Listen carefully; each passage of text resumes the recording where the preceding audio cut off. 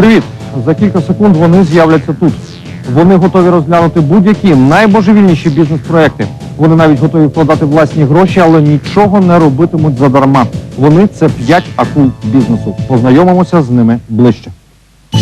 Ольга Гуцал за освітою інженер-зварювальник, за призначенням лідер на ринку автомобільних масел та коштовностей.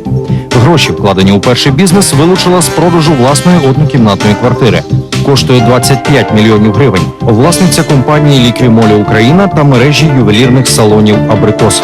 Продемонструвала, що жінка здатна бути першою в жорсткому чоловічому світі торгових відносин, оскільки, як сама твердить, голова не має статі. Дізнається, що робота – головний допінг її життя.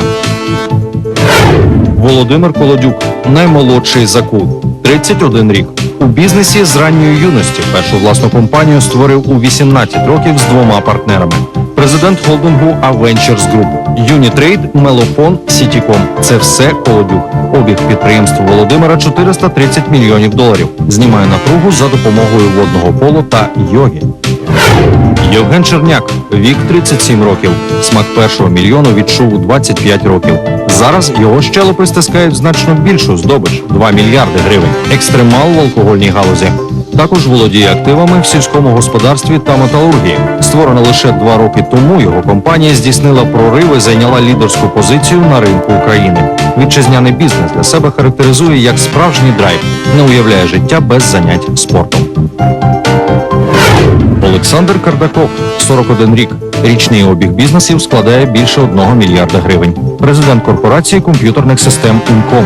Людина-калькулятор. Однак, незважаючи на математичний склад розуму, Олександр романтизує своє ставлення до роботи. Каже, вона для нього перш за все хобі. Співробітники зізнаються, їхній бос надзвичайно непередбачуваний. Ніколи не знаєш, що він скаже в наступний момент.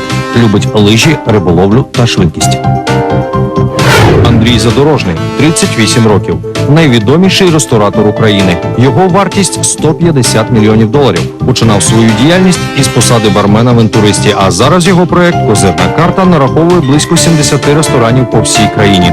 Також під цим брендом з'являються заклади у Сполучених Штатах, Чехії, Прибалтиці. Каже, що якби не був таким лінивим, нічого б не досяг.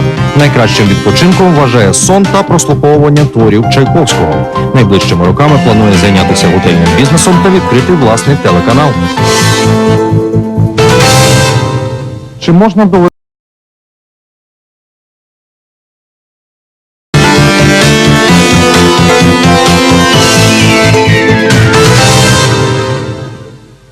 Анатолій Мельник з Івано-Франківська хоче створити фірму, яка б займалася швидким прибиранням в офісах, квартирах та миттям рекламних вивісок. Створити цю фірму він планує усього лише за 500 000 гривень. Цікаво, а чи не попросять його акули швиденько прибратися?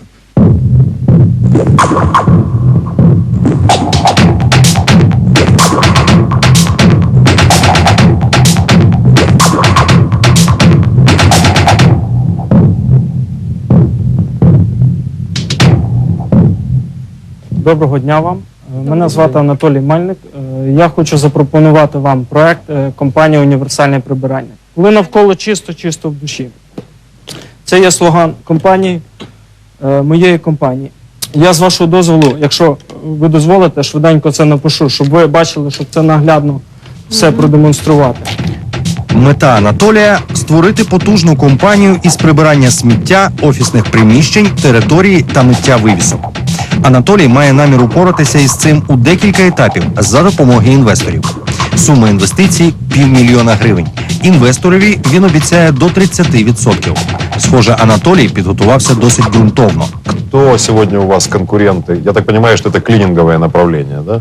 Есть Так, такое так. понятие. На ринок Івано-Франківськ починає... Это не для Киева. Не для Києва. Це починається з Івано-Франківська. Тобто в нас в Франківську реально конкурента немає. Саме на чому я сфокусувався. Прибирання прилеглих територій і миття вивісок. Цей бізнес поки що не рентабельний. Саме от в прибирання приміщень. Чому? Тому що людина ще не готова до цього. І мета нашої компанії буде поступово виховати оце прагнення до цієї чистоти, щоб в офісі вони нас потім замовляли.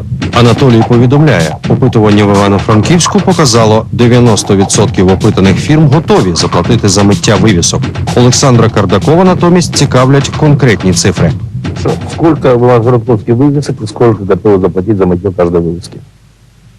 Значить, орієнтовна вартість це від 40 до 60 гривень, залежить від величини цієї вивіски. Раз в місяць ця послуга буде виконуватись. Тобто компанія може виділити такі гроші, щоб раз в місяць помити вивіску. І кількість орієнтовно ми розраховуємо на біля 1000 вивісок у нас має бути найближчим часом. Акули явно симпатизують Анатолію, але не розуміють, навіщо треба неодмінно купувати приміщення під офіс, адже на це піде левова частка інвестицій. Тому сума здається їм занадто великою. Скільки інвестор повинен дати вам гроші, щоб отримати 20 чи 30%? Мені потрібно 500 тисяч гривень. 500 тисяч гривень, Так. так? Ви розраховували, через скільки може повернутися ці суми 500 тисяч інвестора? У мене десь не раніше, ніж через 8-10 років можна Там, очікувати якісь гроші. якщо точно 7 років, 2,5 місяця, це якщо іде також, ви дуже чітко видно Ні, я професіоналізм. зробив такий собі. Дивіться, розрахунок, ви дуже простий. прибирання території не врахували? Ні, Я нічого ще не врах- встиг просто по ньому розказати. Да. Справа в тім, що етапи розвитку плануються. Відповідно, коли етап ми переходимо на другий етап, то цей термін 7 років і 2,5 місяця скорочується до 4 років, і третій етап до 2 років. Вопрос, будет ли каждый месяц кто-то мыть вывеску? Мне, конечно, очень неудобно, но офису 3-й год, и только после сдачи один раз помыли фасад и вывеску, и больше ни разу не делали. Мне, конечно, может быть так неудобно, но Так я, і- конечно, планировал этой весной помыть, но 3 года я прожил как-то без Я этого. зрозумів, в тому то і справа. Тобто важлива перша перевага компанії – це її соціальна спрямованість. І ми будемо пропагувати, щоб люди звикали до чистоти. Чому? Людина бачить чистоту, вона звикає чисто думати, чисто діяти і чисто прагнути чогось. Тобто тут такий момент. А на рахунок вивісок дуже просто. Я підійшов у нас є туристична відома фірма, і вона має магазин там, на 4 мовах: німецька, англійська, все там, обслуговування і так далі. Але я дивлюсь, вивіска брудна. Бо вони до неї просто не дістають. Всюди чистить, блистить, а вивіска В брудна. штате нету альпиниста. Я думаю я просто думаю, а якщо німець, вони ж німці там чи австрійці, вони ж на тій чистоті виросли, і він, йому це буде недобре так зайти. 2 хвилини, і власниця готова мені заплатити за цю послугу 50 гривень. Ребята, человек хочет поменять мир. Володимиру Колодюку здається, що сума дещо перебільшена. Чи зуміє Анатолій привести вагомі аргументи на свою користь? К сожалению, я просто не понимаю, зачем вы поставили такую большую сумму, 500 тысяч гривен изначально, так как для того, чтобы окупаемость была многолетняя, то есть, если бы... То есть, по условиям я не могу вам предложить сумму меньше, потому что такие условия... Да, какие условия? Но Да, половина но- из них это помещение. И- Намного меньшую сумму я с удовольствием бы вложил, и я просто не вижу смысла в том, чтобы этот бизнес, опять же, то есть, как мне кажется, не первый раз одна и та же ошибка, есть желание сразу сделать что-то очень большое. То есть ни один бизнес не делается такими рывками. Не часто, возможно, это происходит. Возможно, имело смысл потратить небольшие деньги, сделать небольшую инвестицию. Сначала начать с одного направления, потом со второго, потом из 3. Сейчас у вас же есть желание сразу же в одном городе сделать большое. Да, Поэтому вы- мне очень понравилась ваша презентация. Но, Правда, к я, сожалению, мы не имеем права торговаться. Но вы правы, молодец. И когда-нибудь придете к следующим инвесторам с другой цифрой, вы точно получите деньги. Володимир Колодюк і Ольга Гуцал не мають бажання вкладати гроші. Шанси Анатолія, попри його привабливість, тануть з кожною хвилиною. Несподівано Ольга задає питання, яке до презентації нібито не має прямого відношення. Простите, я спрашиваю, а где вы сейчас работаете? Я зараз працюю в мережі мобільного зв'язку магазинів. Вухоком називається. Я є старший продавець. Вже до мене власник звернувся з пропозицією підвищення, але він спитав, які в мене плани на майбутнє. Я сказав, що все вирішить 10 число. Відповідь Анатолія раптово змінює характер розмови. Євген Черняк, який уважно спостерігав за тим, як Анатолій веде презентацію, робить несподівану пропозицію. Вам обязательно быть инвестором, либо директором? Я, например, хочу вам прямо сейчас предложить место в моей компании. Я вижу, что вы достаточно замотивированы для того, чтобы быть успешным человеком. Я вижу, что вы хорошо разбираетесь в цифрах, у вас есть необходимый набор качеств для того, чтобы стать успешным менеджером уже сейчас. Ну тут конкретніше Як треба. тендер? Тобто, можливо, ми після передачі поговоримо. Мы можем поговорить прямо сейчас. Ну, пожалуйста, я би Какая у хотів вас зарплата конкретно. сейчас? Прошу. У мене зарплата 1400 гривень. То есть вы сейчас получаете 1400, я правильно услышал? Юрий? Мгм. У нас есть такая должность, как супервайзер. Это должность линейного руководителя, оклад которого складывается из индикаторов результативности его деятельности и в целом в месяц достигает 7000 гривен. Но нужно быть эффективным. Базовая заработная плата 3500 гривен. Если это активные продажи. Если вы хотите этим позаниматься и отложить свою мечту, сделать мир чище на год или два, то через это время вам, может быть, не понадобится инвестор. Может быть, вы соберете какую-то цифру у нас в компании. Я вам это предлагаю сделать. Причем предлагаю это сделать перед камерами, отказаться мне будет невозможно. Дуже дякую вам за пропозицію. Я вважаю, що я не буду приймати участь, на жаль, в Не цій будете. компанії. Це Просто- не те, що я хочу. Анатолій відмовляється від привабливої пропозиції і, здається, на цьому буде поставлена крапка. Але події розгортаються непередбачено. Там есть 500 тысяч гривен. По условиям передачи мы не имеем права торговаться. Но я предлагаю прямо сейчас, для нас это не невероятные деньги, разделить эту сумму на 5 и выдать парню беспроцентный кредит. Допустим, на полгода. Если вы меня поддерживаете, то Вы хотите кредит без процентов. на полгода? Анатолію вкрай потрібні ці гроші. І, здається, в нього з'являється реальний шанс піти зі студії з бажаною сумою.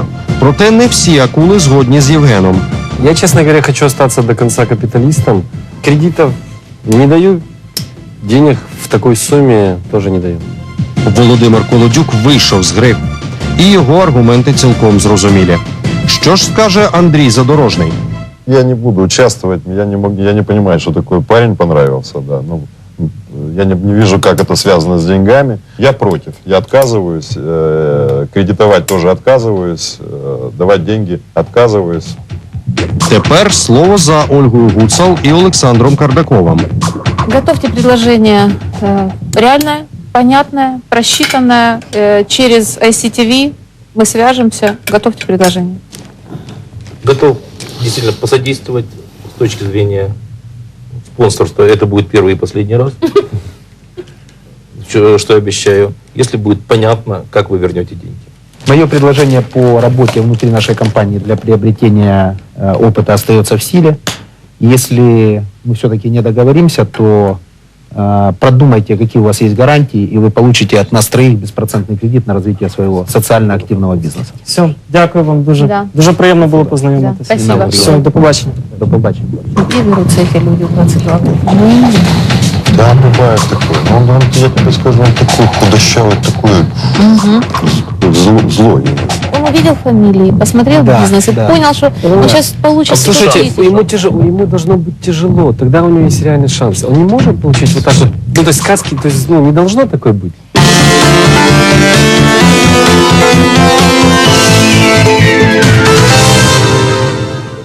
Якщо є така людина в цій грі, яка могла б мати все, але поки що немає нічого, це точно цей гравець. Це Анатолій. Анатолій, отже, ви поки що нічого не отримали. Вас відправили понижувати ваші ставки, ваші апетити. Вони майже акулячі. Чому ви відмовилися від конкретної пропозиції? Вам пропонували роботу. Чому ні? Справа в тім, що я вже визначився з діяльністю, якою я хочу займатися. Це моя мрія життя, і я готовий допрацювати той план або піти власним шляхом.